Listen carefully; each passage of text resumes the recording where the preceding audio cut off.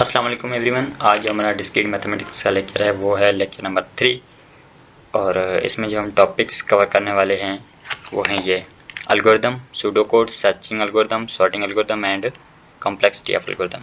इन सारे टॉपिक्स की हम डिटेल से स्टडी करेंगे एग्जाम्पल और थ्योरी के साथ। पहले स्टार्ट लेते हैं एल्गोरिदम से। ये हम थोड़े पहली थ्योरी पढ़ लेंगे, उसके बाद एक एग्जाम्पल करेंगे जिससे ज़्यादा आपको समझ आ जाएगा। थ्योरी में यह है कि an algorithm is a finite sequence of precise instructions for performing a computation और for solving a problem. An algorithm is a step by step procedure to perform a specific task. Simply हम algorithm को ये कह सकते हैं कि algorithm जो है किसी भी प्रॉब्लम को, किसी भी टास्क को सॉल्व करने के लिए जो स्टेप बाय स्टेप उसके प्रोसेस होते हैं वो हमारा एल्गोरिथम होता है। उसके बाद हमने ये एक एग्जांपल ली हुई है, एक प्रॉब्लम लिया है जिसमें है कि describe an algorithm for finding the minimum value in the following set. ये हमारे पास एक सेट है, इसमें कहता है कि मिनिमम वैल्यू फाइंड करो, उसका एल्गोरिथम हमने लिखना है। तो जो प्रोसेस होगा मिनिमम वैल्यू फाइंड करने के लिए वो हमारा सारा होगा algorithm. What would you do first? तो ये हमारे पास सेट है एक, इसका हम एल्गोरिथम लिखेंगे। तो ये 4 स्टेप्स हैं इसके और यही हमारा एल्गोरिथम है। Set the temporary minimum equal to the first integer in the sequence. इसमें कहता है कि टेम्परेरी जो मिनिमम वैल्यू है वो फर्स्ट पे रखो। Then compare the next integer to the sequence in the temporary minimum and if it is less than the temporary minimum set the temporary minimum equal to this integer. उसके बाद कहता है अगर इसमें आपका जो मिनिमम वैल्यू आ जाता है उसको नेक्स्ट के साथ कंपेयर करो, अगर वो मिनिमम हो जाता है तो उसको ही मिनिमम कंसीडर करो। Previous repeat the previous step if there are more integers in the sequence. अगर आप अपने हिसाब से इस सेट में तो ये 4 एलिमेंट्स से अगर ज़्यादा हो तो ये सेम जो प्रोसेस है वो हम रिपीट करेंगे। Stop when there are no integers left in the sequence. Simply process को स्टॉप करना जब सारे जो इंटीजर्स हैं वो या सारे एलिमेंट्स हैं वो जब पास हो जाएं। The temporary maximum at this point is the largest integer in the sequence. इसमें यह है कि फर्स्ट नंबर पे जो आ जाएगा वो सबसे लार्जेस्ट नंबर जो होगा वो होगा, क्योंकि हम मिनिमम को आगे लेते जा रहे हैं, नेक्स्ट को कंपेयर करते जा रहे हैं और मिनिमम को आगे लेते जा रहे हैं। तो ये हमारा हो गया सारा एल्गोरिथम इस प्रॉब्लम का। उसके बाद आ जाता है सूडो कोड। इसकी भी हम थोड़ी डेफिनेशन देख लेते हैं। Pseudocode provides an intermediate step between an English language description of an algorithm and an implementation of this algorithm in a programming language. The steps of the algorithm are specified using instructions resembling those used in programming languages. However, in pseudocode, the instructions used can include any well-defined operations or statements. pseudocode को हम इस तरह define कर सकते हैं कि ये जो इंटरमीडिएट स्टेप है between English language and algorithm. Algorithm जो होता है कि मतलब जो हमने पहले पढ़ा हुआ है एल्गोरिथम, तो उसका और सूडो कोड का आपस में थोड़ा रिलेशन है। सूडो कोड जो होता है वो इंग्लिश लैंग्वेज में थोड़ी उसकी डिस्क्रिप्शन लिखी जाती है प्रोग्रामिंग लैंग्वेज में, जैसे कि हमारे पास C++ है, पाइथन है, जावा है, आर है। इस तरह प्रोग्रामिंग लैंग्वेज में हम जो लिखते हैं प्रोग्राम को सॉल्व करने के लिए इंग्लिश लैंग्वेज में या थोड़ी बहुत प्रोग्रामिंग के जो ऑपरेशंस होते हैं वो यूज़ कर लेते हैं, तो उसको सूडो कोड कहते हैं। इसका भी हम आगे एग्जाम्पल एक देख लेते हैं। ये हमारे पास सेट है और इसमें वही हमने मिनिमम वैल्यू फाइंड करना है, तो उसका सूडो कोड ये है। सूडो कोड में ये होता है कि थोड़ी बहुत आप प्रोग्रामिंग या जो मैथमेटिकल ऑपरेशंस होते हैं वो चीज़ें यूज़ कर लेते हैं। तो प्रोसीजर ये इसने टेम्परेरी ये जो वेरिएबल्स लिए हुए हैं इसको डिफाइन करने के लिए A1 A2 A3 A4। तो इसमें फर्स्ट स्टेप ये है कि minimum is equal to A1 के इक्वल कर दिया है for A2। If minimum greater than A2 then A2 is the minimum. इस ये कंडीशन ये बता रही है कि for A2 if minimum value ये greater than A2 then minimum value is equal to.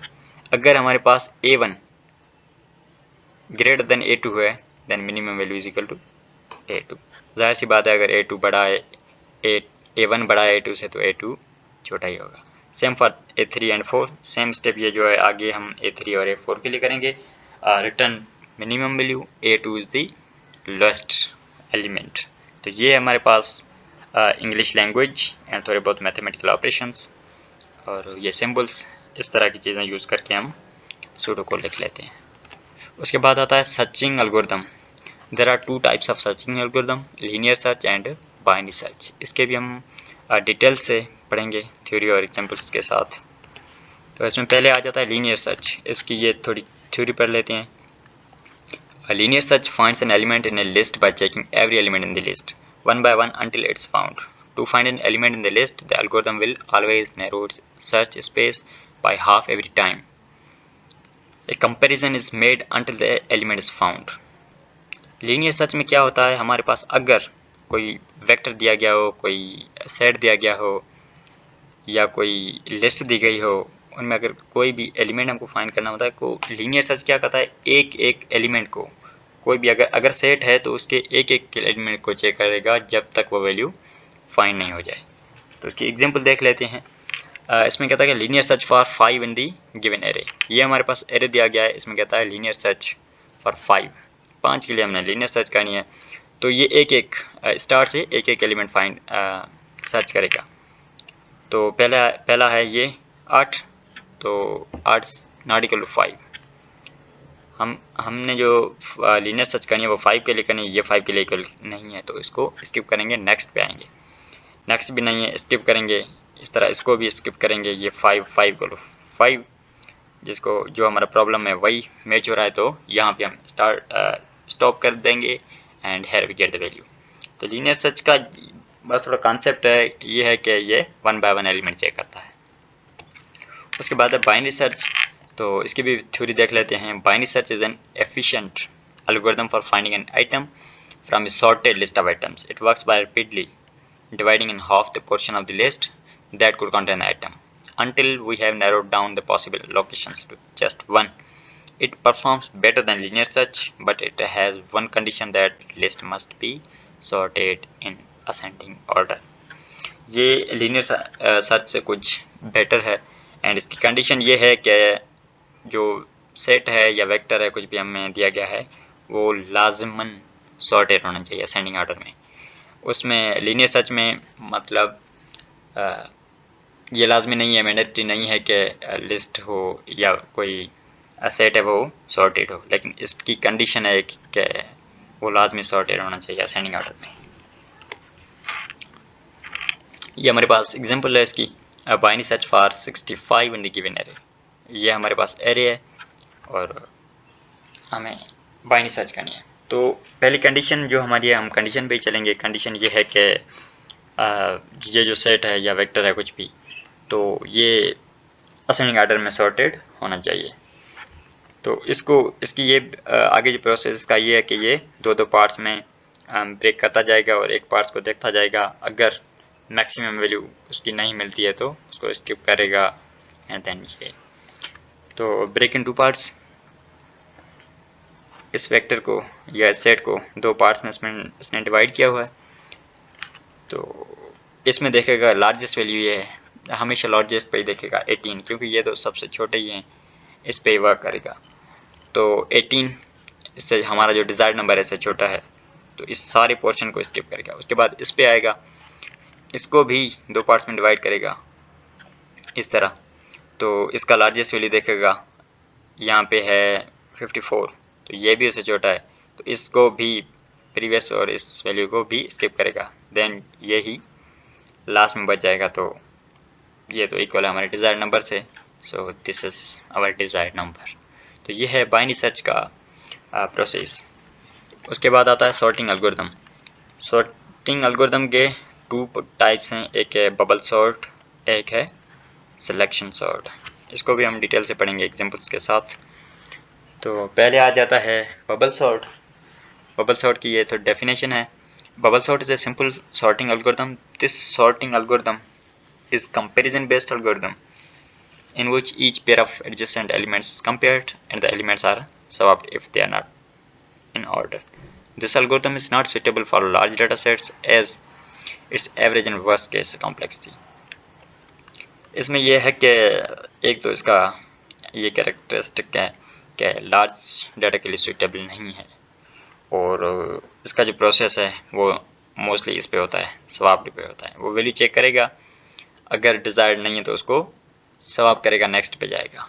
ये इसकी हम एग्जांपल देख लेते हैं, उसमें से ज़्यादा क्लियर हो जाएगा। ये है एग्जांपल एक इसकी। ये हमको एक वेक्टर दिया गया है, या सपोज करेंगे सेट दिया गया है।